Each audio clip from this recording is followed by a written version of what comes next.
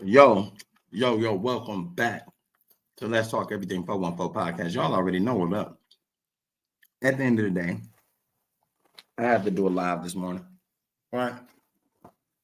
I did. And I'm eating good. I'm plugging my mic in.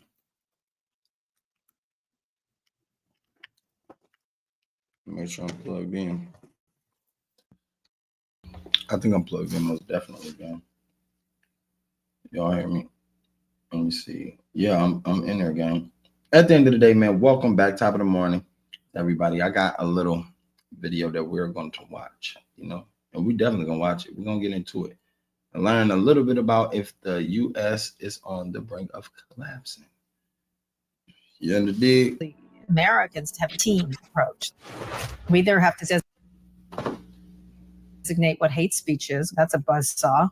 It depends on who you are. Or tolerate enormous amounts of hate speech that is very deleterious to our national psyche. Can you talk for a moment just how close to collapse we were? The bond markets were about to sink us into a depression. And if America defaulted on their debt, we default, it's over. It's game over. It's depression. It would take a decade to get out of. Unfortunately, the system we have doesn't anticipate a lawbreaker as president. And so what do? You wait them out, and then many years from now, jail all these people for doing what they're doing, which I think is coming at some point. And as long as he is in power and Congress doesn't move to stop him, this is a cult.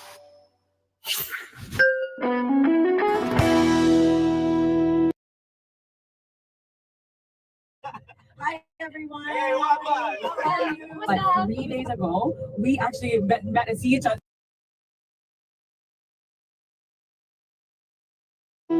Before we dive into today's episode, I'm going to ask you to do something very quick, very easy, but super helpful. I'm going to ask you to hit the subscribe button. You see it? Go get it. Hit the subscribe button. It just takes a second, but it means a lot to us. You have probably noticed from all of the comments that we get, many people find that listening to MBB regularly is helping them feel happier, healthier, more inspired. And you know what? That actually is why we are doing this. It makes my heart swell to hear that so many of you are feeling inspired. So subscribing to this show, whether you're listening on YouTube or whether you're listening to it through a podcast app, it's the easiest way to ensure that you will never miss an episode. So we don't want you to miss a single one, and you don't want to miss a single one. So you'll get notified as soon as a new episode drops. All you have to do is subscribe and share this episode with someone if you enjoy it. We're trying to spread the word. Help us do that. The best way to support our show is by subscribing. So do it now. Thank you so much for being here. We really appreciate you. Let's get back to the good stuff. Hi, I'm Mayim Bialik. I'm Jonathan Cohen. And welcome to our breakdown. We're going to be breaking down the news cycle today, trying to help us dissect, understand, better come to terms with what's happening. We're trying to give the other side some perspective while seeking, truth with a capital T. We're going to be learning about the ways that we can view what's currently happening in our country in such a fashion that we don't feel like we're losing our minds. And in many cases, we're going to be breaking down today, what are the things we should actually be worried about in terms of the economy, how it impacts us personally, the news cycle and how we interpret it, and the ongoing complexity, and some might say chaos, that has been going on in this current presidency. We're not going to be speaking about this from a partisan perspective, though. We're trying to understand what is practically and actually going on, how can we react to it, and what should we legitimately be concerned about as Americans? What are the things that make America great, and how do we protect them so that we can still be proud of the country that we call home?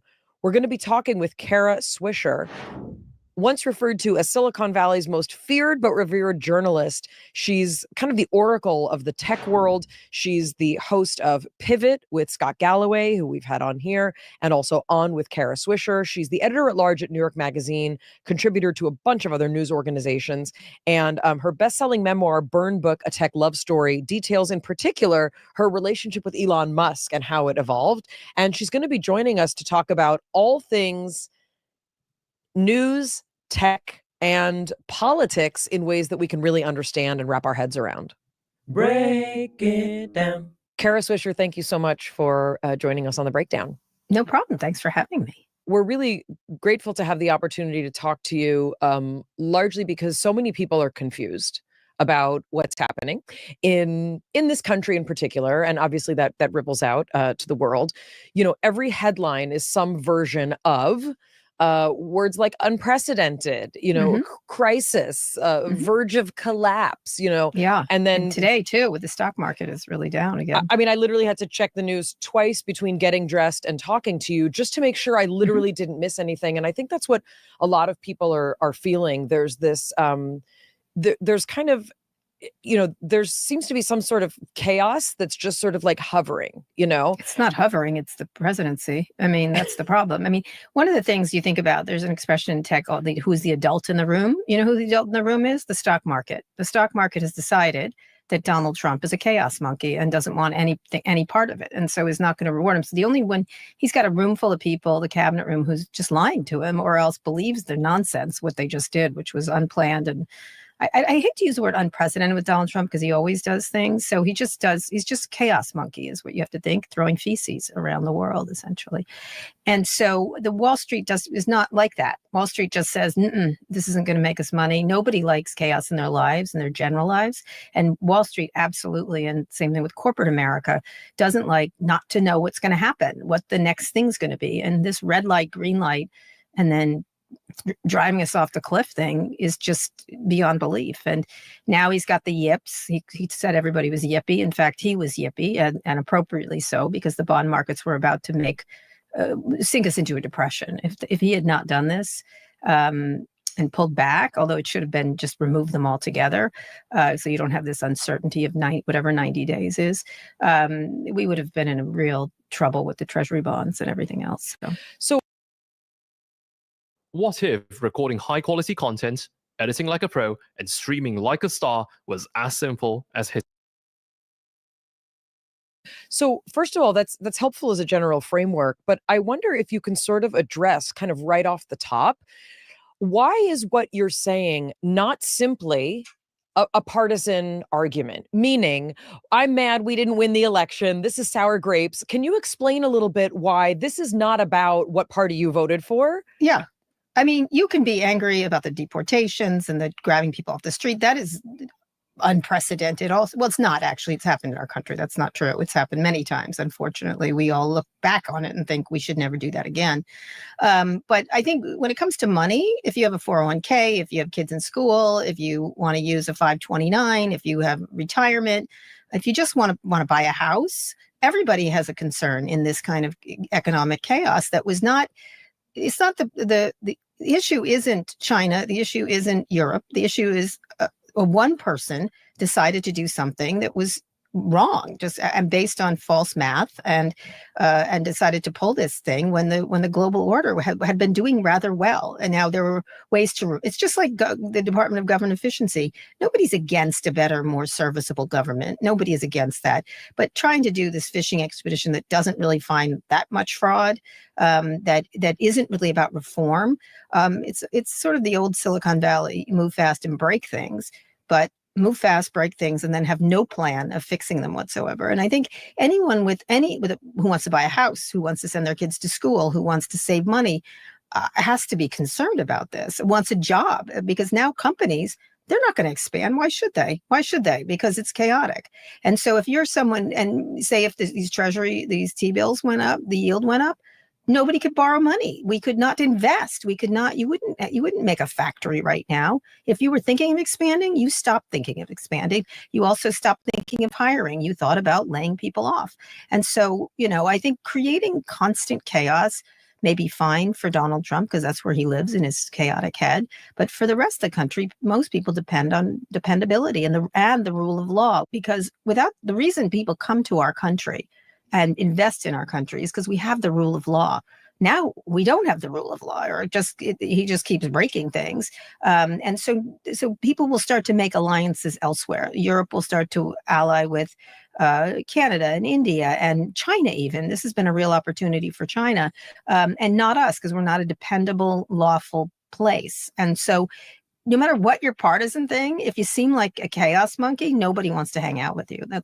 It's not partisan to say that. So who are the people? And, I Mhm. keep trying to read, like, I really try and understand, quote, the other side, Sure. because I don't want to be. And I remember when Trump was first elected, before we kind of knew fully what might happen in the first term, and my kids were young at the time. And, there was a lot of kind of like jokes among small people who don't know anything, of like Trump's of this, Trump's of that. And I said, you know what, guys, this is the president of the United States.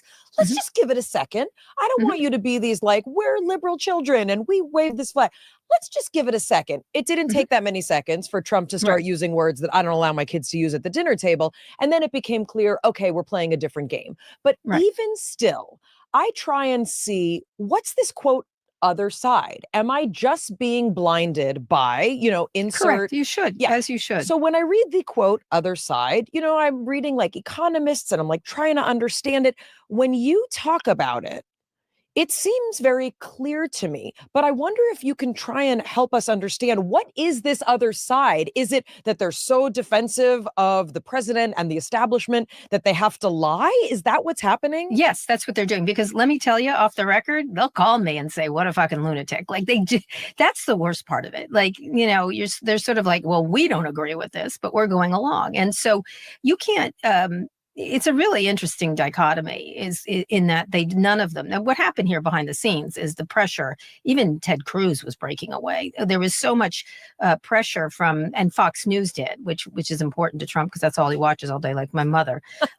So the Republican administration quietly said, cut this out. Like, you're in big trouble. So did big investors. So did companies. I'm sure they said it to him. And then when the bond market started to see what was happening, people don't realize a couple of things. The only thing I would say to you, Republican, Democrat, do you like your money? Do you like your house? Do you like having a job? Like, I do. And I really don't want to have it screwed up because some guy believed in the 1980s that tariffs, he just doesn't know how to do math. I'm sorry he doesn't know how to do math, but I get why he believes it. And there are some problems in tariffs. Of course, there's some advantages that people take, but we have mostly benefited from free trade. The United States of America is the greatest beneficiary of free trade. The problem is we like to consume more than other people. And so that's a problem the United States has, right? And if we do that, if we want to have cheap goods and if we want to have plastic from China and stuff like that, that's a bigger problem for our country. Should we be buying 500,000 things? Should we have 20 presents under the Christmas tree or wherever? It just ends up in men's testicles, apparently. Right, that's all that true. plastic. And everybody's brains, actually. So I think it's just you have to, you can go and say, okay, we have to have stronger trade agreements. We probably should have, when a lot of these trade agreements were done, we should have thought more about the downstream effects on people's jobs, and moving it. But one of the things you have to think about is, what kind of country do you want to be from a manufacturing point of view?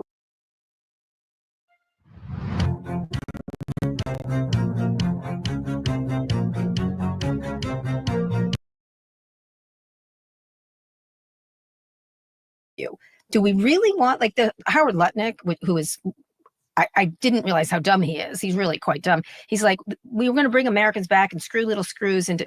We don't want those jobs anymore. The $20,000, $30,000 jobs. It's better to work at McDonald's or Amazon than those jobs, right? That they do in China. We exported those jobs, and then what we do really well in is information services, consulting, intellectual property, design, marketing. We are a net surplus in all those services, and who are going to get screwed in this thing, because they're also, people think of things as tariffs, but it's also services get tariffed. And we win in technology, we win in services, we win in intellectual property. Foreign students coming here to school, which is a big industry, we win. Now that's done because we're kicking them out, right? That's actually good for the U.S. to have those foreign students in this country, even if they don't like certain things, if they protest. That's the whole point of the United States of America, is to protest. And so one of the things that's important to keep in mind is, we want jobs that people make $200,000 at, or $100,000, not the jobs that are screwing. Well, any robots are going to do that anyway. So why do we want them back here? Second thing is, it takes years and years to build factories to do this, like decades. we're not going to do that anymore. We have to lean into AI. We have to lean into advanced technologies. We have to lean into stuff like that. And none of this is solved by a trade war. None of this.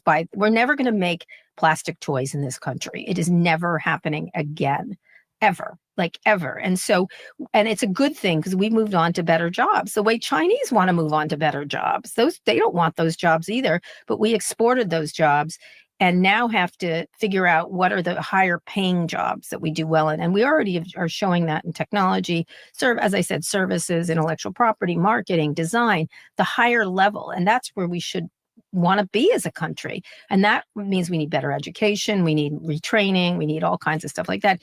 But none of this is addressed because this guy is still living in the 1980s and wants to bring back the factory. Like it isn't coming back, and it shouldn't necessarily come back. We should be smarter about what we want our citizens to do for a living. Mind Alex Breakdown is supported by Symbiotica. If there's anything I've learned so far this year, it's that small habits can make a huge difference. Many of my old habits simply don't cut it anymore, like trying to go to sleep right after watching a super intense, violent true crime documentary. That's where Symbiotica comes in. They make choosing healthy habits easy, enjoyable, and something to look forward to. Plus, spring is here. We've got an amazing deal from our friends at Symbiotica. There's no better time to hit refresh on your routines. We recently started taking Symbiotica's Magnesium L-threonate. It is a must-have for supporting focus and mood. Also, their liquid magnesium packets utilize cutting-edge technology to deliver better absorption for better results. That's a thing. It keeps us feeling our it feels cashmere sweaters from totally her. If America defaulted on their debt, which is potentially what could have happened, can you just explain to the average person, like, just how catastrophic that would be?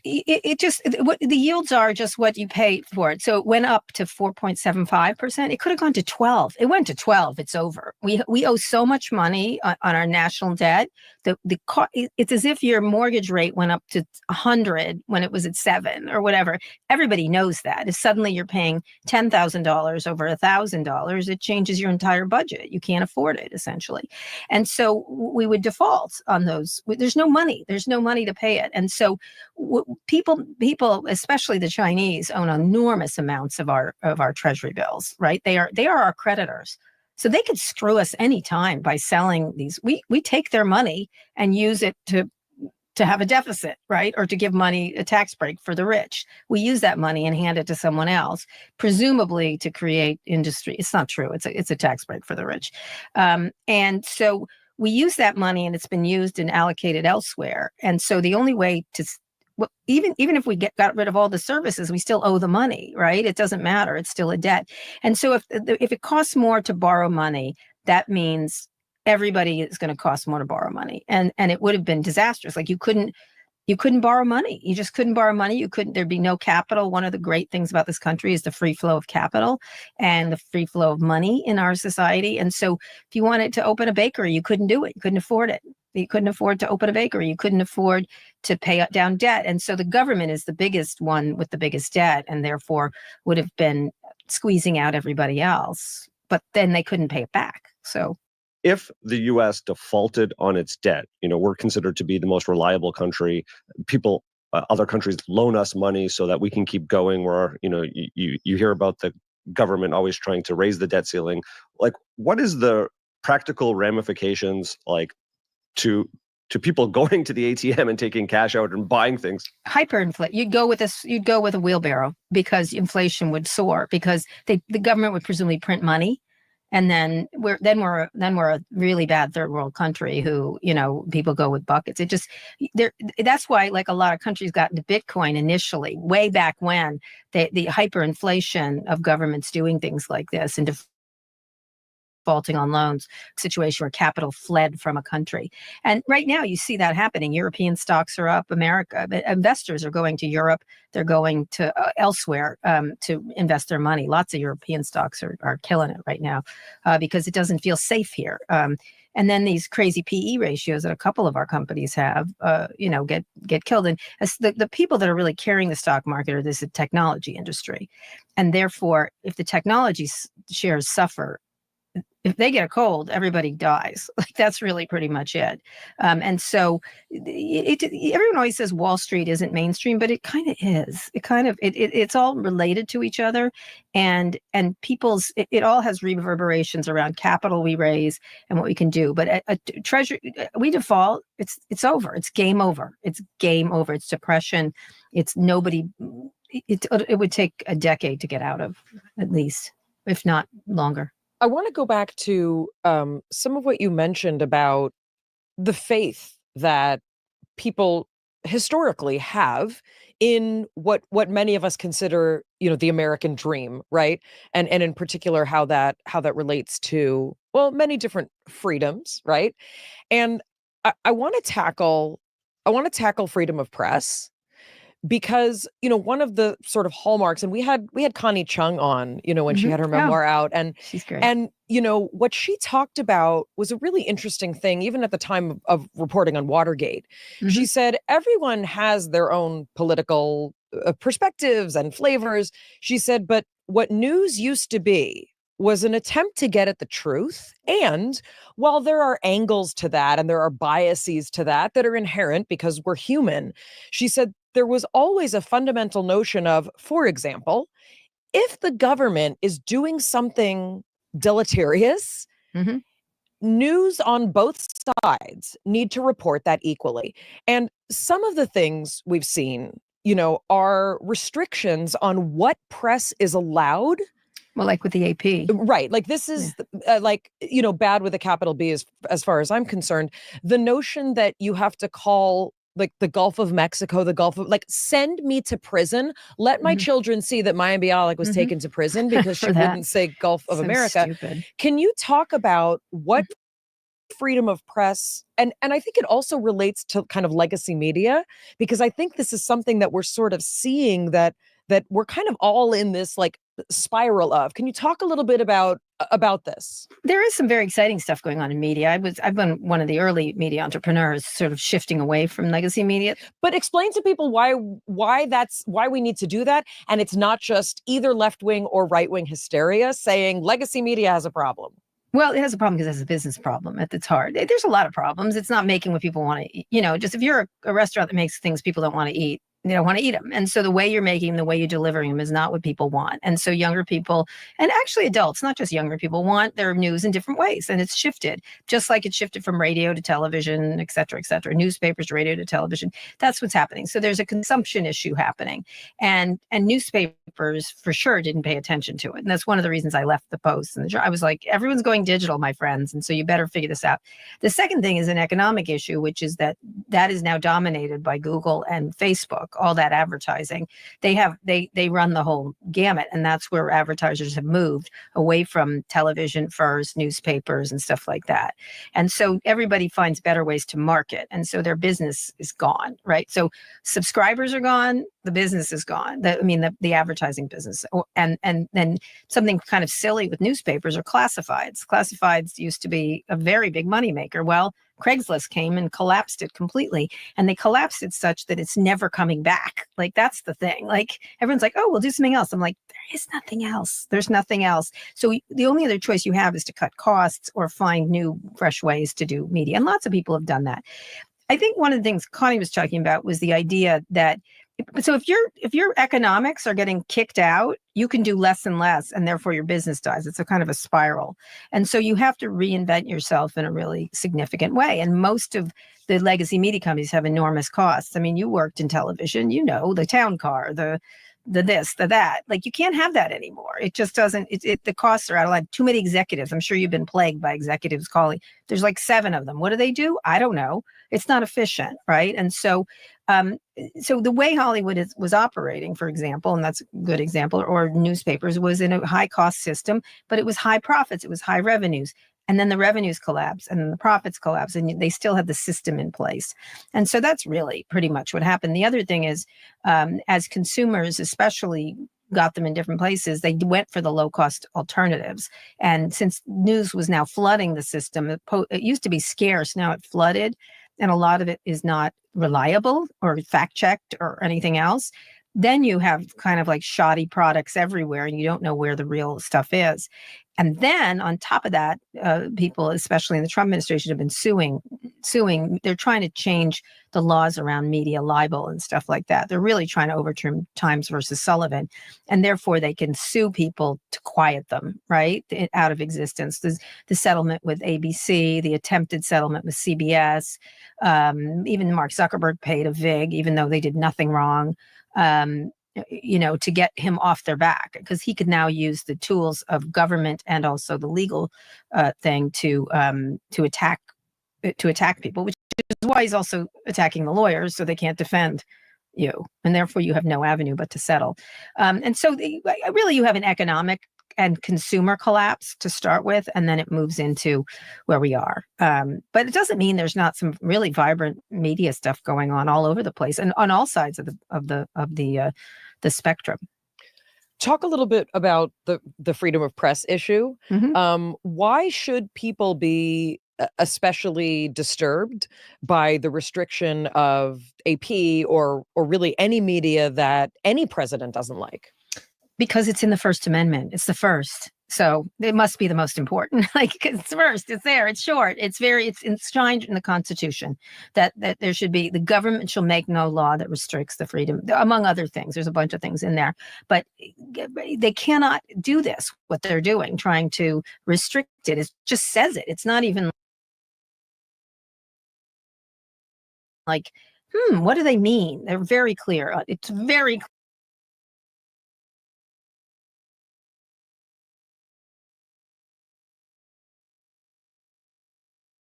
clear what it says. Again, I recommend you read it because it's pretty simple. And there's a bunch of other amendments, obviously, that people argue over, but this one's pretty much what it is.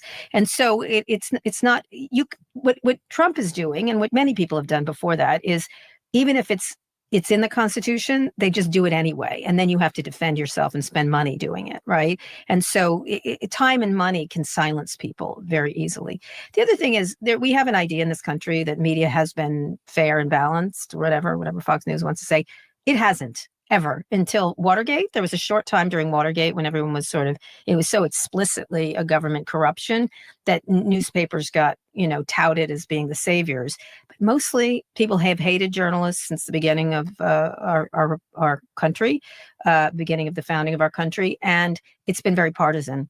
For most, go look at, if you feel like reading anything, listen to the newspapers that backed Jefferson versus Adams they didn't really attack Washington that much, but Jefferson and Adams and Hamilton, they were really ugly. They were ugly and partisan for pretty much until Watergate, and in ways that were not as respected as you think they were, for sure.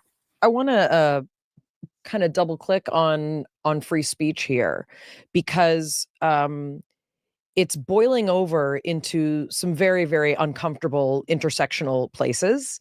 And, it's funny because every couple months, someone will send me this Scott Galloway explanation of, what happened after October 7th. And it's one of the most elegant and morally clear, statements about the bizarre, kind of upside downness of many aspects of the conversation about this. However, that being said, this country is founded on and supported by the notion that you are allowed to hate the country.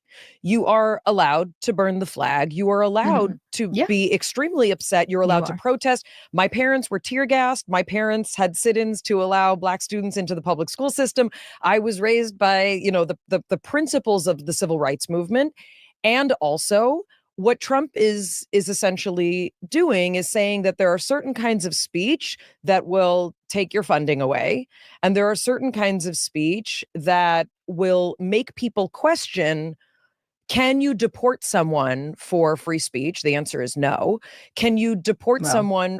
Well, right. So you can. Right. You do it, and then you wait for the Supreme Court to act, which will take 150 years. Well, and I wonder if you can sort of help us thread this needle a little bit, because also, and for me and for my community, it's a larger conversation surrounding, is there a difference between hate speech and incitement speech? Is there support for terrorist organizations, and where do we thread that needle? The problem, in my view, is that, in this case, anti-Semitism is being used as a weapon by the Trump administration to kind of act like, oh, we're doing this to protect you, when in fact, it's a real affront to those of us who are true liberals and believe in the values of the Constitution. Can you talk a little bit about this complexity? It's a really difficult problem because people are scared, right? I mean, as a gay person, the same thing. Like when you hear, I'm scared for my family and this and that. And there is a very fine line between hate speech and just you're a fucking asshole, right? You know what I mean? Like, just don't be such an asshole, or don't be, or you're an anti-Semite, or you're a racist.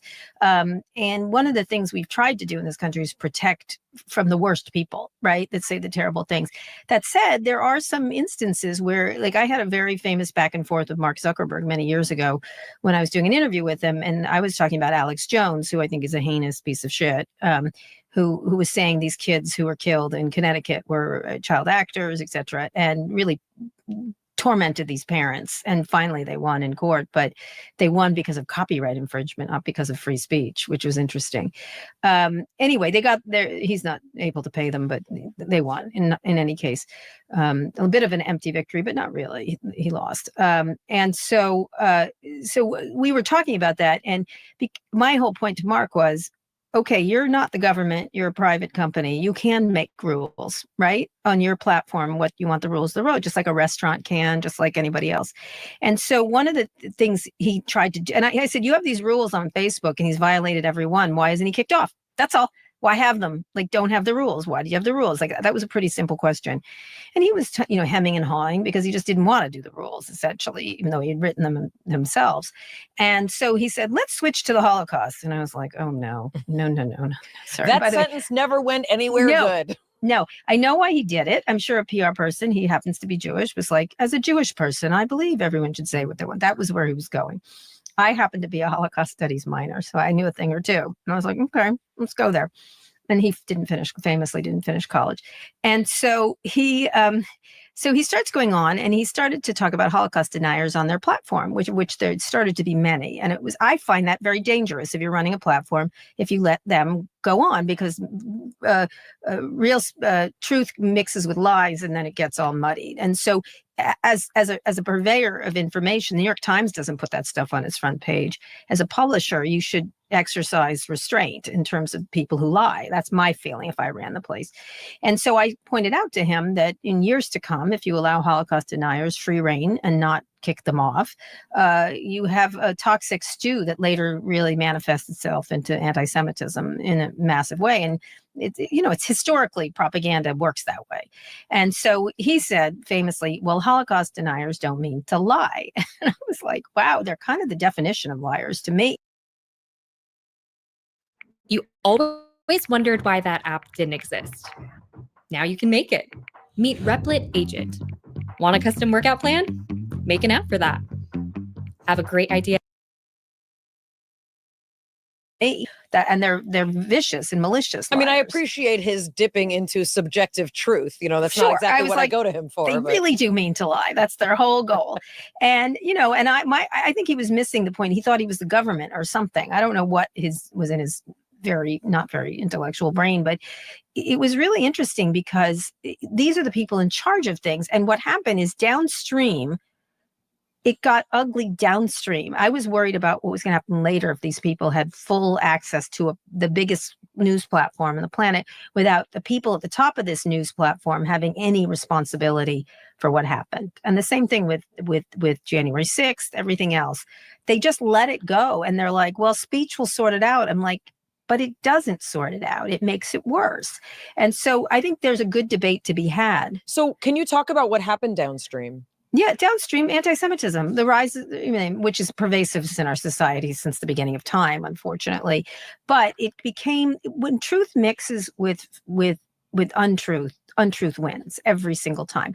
And so you do have to have a very careful analysis. And I'm for as much free speech as possible. But I'm also like, if you allow enough really hateful speech to happen on campuses or wherever, I just think they were just attacking students when other people do it and they don't get it. They don't, why only focus on students? Why not focus on terrible things Elon Musk says? Why don't focus on this? Why don't you because it all is, I think he has more power than some students at Columbia, honestly, personally. Miami Alex Breakdown is supported by Thrive Cosmetics. I've really been liking this new makeup trend of lining the top. One of my ingredients without the sugar and other dodgy ingredients found in popular electronics or other dodgy ingredients. Element is perfectly suited for athletes, folks who are fasting, or those following keto, low carb, totally risk. See, so he was doing a Nazi salute. He was 100%. I'm sorry. I wish we would stop giving him the benefit of the doubt. He did it to troll us, maybe. I don't know if he's an anti-Semite. I have no idea. He never, I don't know, but he did it twice. He was clearly what he was doing. He was not doing a Roman salute. I have been in rooms with him where he says, what can I do to really set people off? That's what's in his head. It's not, it's hateful anyway, because it's meant to cause consternation. Well, so it's fun. It's interesting you said that, because I've been talking, I have a 16 and I have a 19-year-old. And so we have a lot of these conversations, and I'm much more interested in trying to understand, as part of these conversations, this type of person and what is happening with this type of, I just call it this tech bro, Some of them. Let me just see what I can do to fuck shit up. Yes. So I feel like the Twitter is a great example. And I think I didn't understand that Facebook was kind of the same thing, because I was so busy thinking about, should I still have a Twitter account? Can you please explain a little bit about what we're seeing as the intersection between the power of the tech, kind of sector, and how that is actually influencing what we experience and what we are allowed to experience as a free people? Right. Well, Twitter's not real life, right? I had 1.6 million followers on there. I'm not on it anymore. I leave it there because I don't want them to take my name. That's all. It just sits there like an empty lot, essentially. I was quite active as one of the earliest people on there, and I kind of found it interesting to disagree with people. But again, it's the same idea of not worrying about the consequences of what the platform you're platforming people. If you don't have rules of the road, it turns into a Nazi porn bar. That's what it feels like to me. And so I don't really like Nazi porn bars as a rule. And so I don't go there.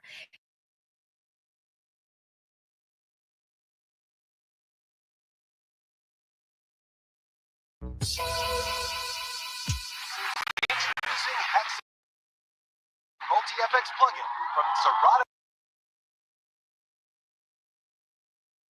And so I think what happens is it degrades real conversation, and it pulls people out. So I just don't want to be there mentally or physically. I think one of the things that happens is that people think this is the way people interact, and it does bleed. People say it doesn't bleed out into real life, but I think it does bleed out into real life, right? And so you start to see, and Scott's new book is about that. It's called "I'm Being a Man" or something. I think that's the title of it. What is the pattern that people are following of men? Like, for example, I'll just take men for an example. What is the pattern matching? Is it this bullying, hateful, always trying to troll people, acting like you're 12 years, a really badly raised 12-year-old boy when you're 53? Is that what we want out of a man? Where money matters more than being nice, being a bad parent to your daughter, who's by all means very witty. Speaking of all the funny that Elon tries to be, his daughter is very funny. That's the kind of thing, is what are our patterns, and what are our young people looking up as heroes? And if this is heroic behavior, in this case, a 53-year-old acting like a badly raised 12-year-old, I don't think that's a good sign for our world, right? And has complete control over this platform, you're going to get that kind of behavior. I think it's troubling that there aren't. I believe in heroes and people you look up to, and they don't have to be famous. They don't have to be rich. They don't have to be politicians. But there are all kinds of, what is the pattern we want, especially at this point, young men to look up to, because they're the ones that are struggling the most at this moment in this moment in time. And honestly, I always think, well, if they're mad, we're all fucked, right? I'm not as worried when girls are fucked, or in a bad mood. I am worried for girls. I have a daughter, but I think it's really important to think about who are our many role models that we have in society. And if they're all incredibly negative and the getting's good and hateful, it's problematic for our society in general. What about the incentives of the platforms themselves? We've heard you talk and debate Section 230. Like, is there a solution? And no, there's not. No, I mean, enragement equals engagement. That's really, that's a human condition that will never end. When you're angry, you lean in. You also lean into cat videos. You also lean into all kinds of things, but you definitely get more when you're angry. It keeps you there, right? It's like drinking or drugs or anything else. It keeps you engaged, and it's a very visceral feeling.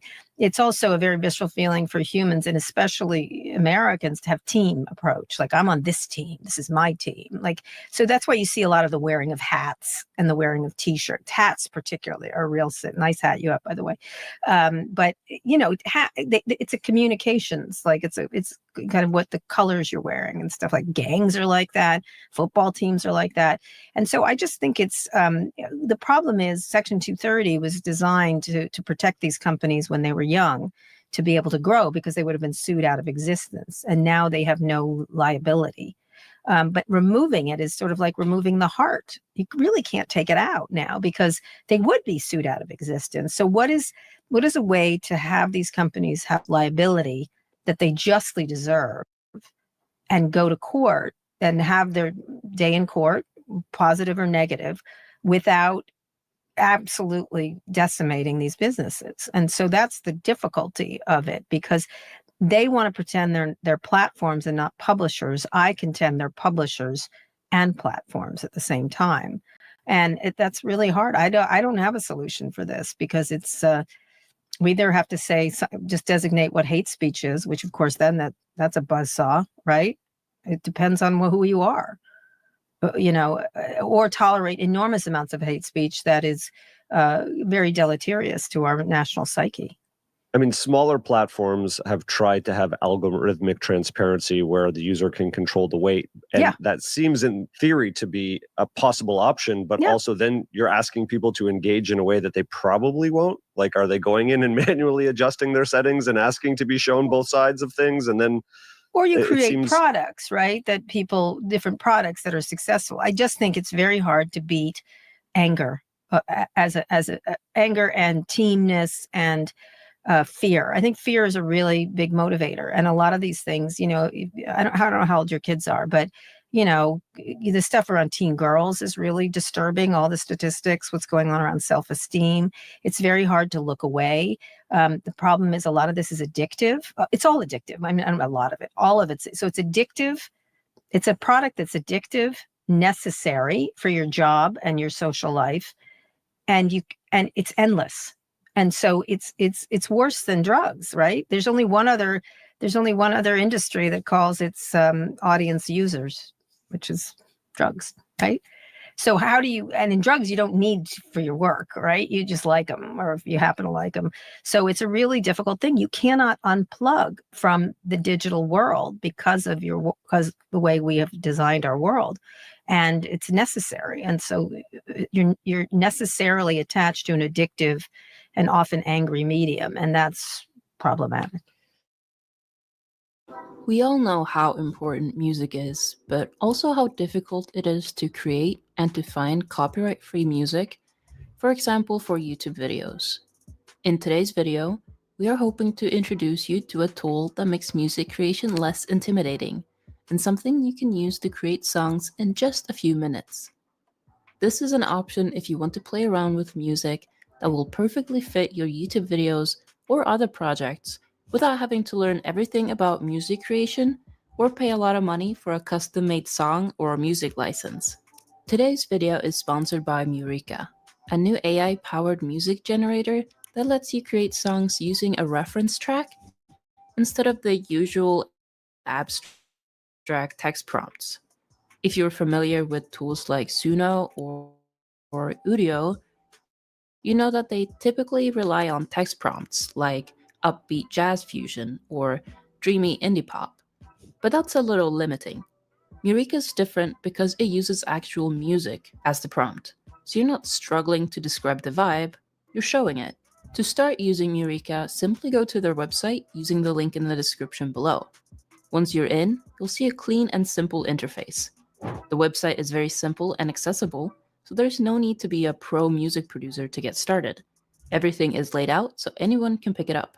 The main idea here is find a track you like as your reference. Think of it as your blueprint.